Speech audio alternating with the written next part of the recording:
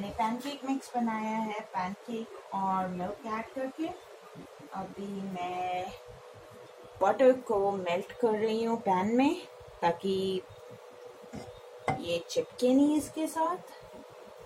and once since it's done, इसको थोड़ा सा कम करके आपको